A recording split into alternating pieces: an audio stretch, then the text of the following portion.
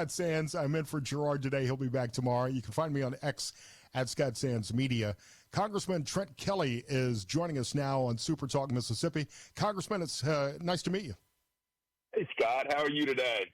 I'm well. I know you're a Fighter and Ole Miss grad. Let's just start. Where do you think Jackson Dart's going to land in the draft tomorrow night? Oh, wow. I don't know, but, there's a lot of stipulation somewhere in the first round, maybe the second, but it'd be great if he went to the Saints. That would be good for all of us around here, and they seem to be one of the teams that's in play. Yeah, I think there's growing interest in Jackson, and I hope he does well. We'll talk about the draft a little bit later on. I want to get into a few things, something I've wanted to talk about the last couple of times I've filled in for Gerard, and that's shipbuilding. But first, I want to get this out of the way. You're on the Intel Committee in the House. Pete Hegseth continues to come under fire over all these signal chats, as well as some other White House officials. Any concern on this? Is this just an attack on Pete Hegseth, or is there a legitimate concern here? Well, I think a little bit of both. Number one, I think both of those happened at the same time. And what got me the most is this Atlantic reporter got this thing, and he sat on it for 2 weeks and waited right till open hearing that we had on the Intel Committee to break it. So that shows you right there that there is obviously a targeted attack, which they've started on Pete from the very get-go. So and this other one happened at the same time and was leaked. So, yes, poor choice to use that venue. Shouldn't have done it. I've seen the stuff. To me, there's nothing classified. It was improper. It was maybe not the smartest thing to do. It definitely is something that shouldn't have been done. But that being said, I don't think there's any damage. And I think we're talking about the same event, just two different sources on signal. And I would vouch to say I doubt that Secretary Hegseth uses signal again as a form of communication. Right. It's probably off of his phone now. And look, I think the legitimate concern is that if this was an approved form of communication, knowing what we know about signal and China's dominance in telecom. And I get it. If you're not sharing classified information, it's one thing. I have a signal chat actually with Vice President Vance. I knew JD before he ran for the Senate, and all we did on Signal was exchange political memes. So there was nothing classified in my Signal chat with the Vice President.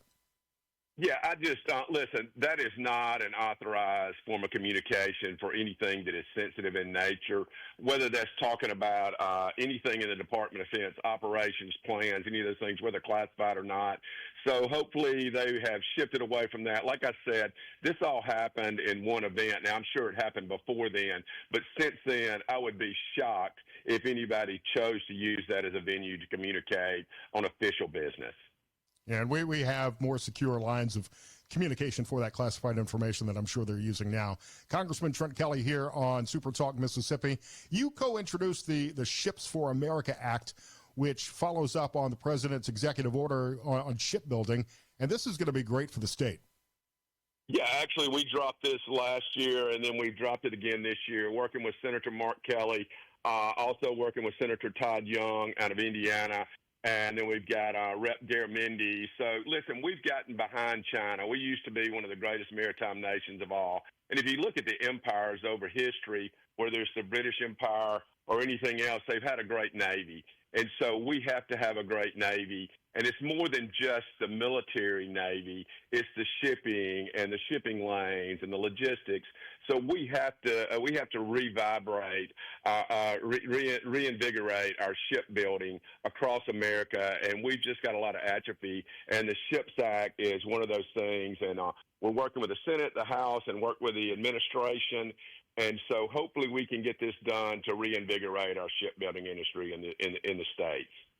I forget the exact number, but I believe China's Navy outnumbers the U.S. Navy by at least 50 ships today. And I realize that our Navy probably has better technology, but this is just a crucial part of our national defense. It's building China more carriers, more carrier task force. China is building more in one shipyard right now than we are in the entire nation. I mean, we have 80 U.S. flag vessels in international commerce, and China has over 5,500. So it's not just the military Navy. The military Navy, I trust, will hold our own. We do have better technology, better ships, and know how to use them better. But it concerns me in the international shipping in areas other than defense. And we need to protect the maritime lanes, as you mentioned. And what can Bollinger, what can Ingalls do to help in that regards? Well, I think they're already doing all they can. They're actually some of the top of the game. And when I speak of Ingalls, I'm talking about Ingalls in Mississippi. They just do a great job of producing on time and under budget and producing a lot of ships. And they have a great workforce, which maintains Same with Bollinger. Ben down there does a great job working with them. What we have to do is maintain that workforce. We have to build more ships, and they have to get a little bit into the commercial. And HII is not going to get into the commercial, but Bollinger does. They're doing all they can do. We just need more ships being built, and I think that comes with demand. We don't have the demand here in America, so therefore they can't build up a workforce, make the capital investments to build ships unless there's a demand to buy American ships, whether those are military or commercial.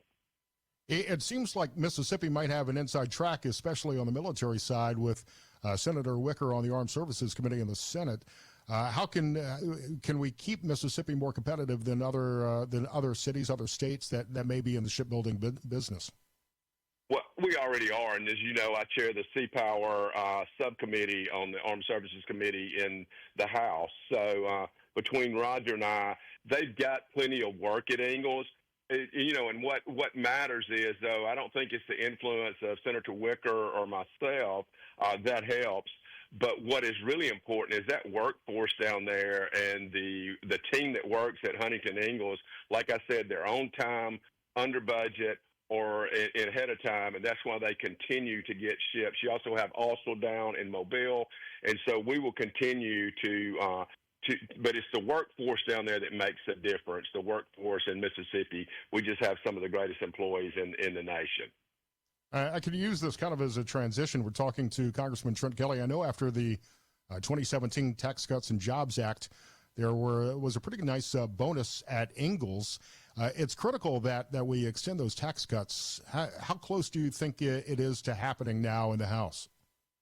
Well, hopefully it'll be part of reconciliation again, and hopefully we'll make it permanent this time.